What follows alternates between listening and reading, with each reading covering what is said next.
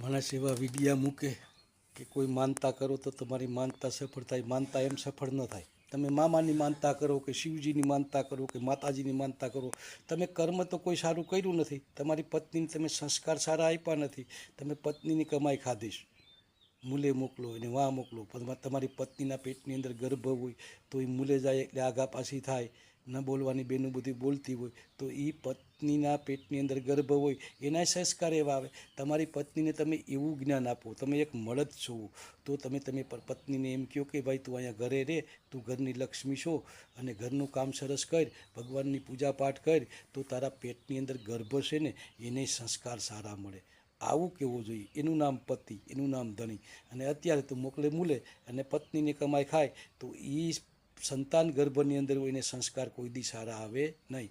અને કોઈ પણ પ્રકારની માનતા ન કરાય. માનતા કરવાથી કાંઈ ન મળે. ભગવાનની પૂજા કરો એનાથી બધું મળે. તમારે આંગણે કોઈ આવ્યું હોય ભૂખ્યું દુખ્યું તો એને ભોજન આપો, એને પાણી પાવ, એને ચા પાવ, એ ધર્મ છે. એ કર્મ કરો ને તો તમારું કલ્યાણ થાય. બાકી તમે કોઈ પણ માનતા રાખો તો એનાથી તમને કાંઈ મળે નહીં. કોઈ ઘણા વિડીયો એવા મૂકતા હોય કે તમે આ માનતા કરો તો તમે સફળ થાઓ, મામાની માનતા કરો તો ઓલું થાય. હું મામો તને એમને આપી દે, મામો હું તારે માટે બેઠો છે? નહીં. હર કોઈ જીવ પોતાનો ઉદ્ધાર કરવા માટે, પોતાનું કલ્યાણ કરવા માટે પોતાના હાથે કર્મ કરવું જોઈએ. એ ધર્મ છે. જય શ્રી રામ.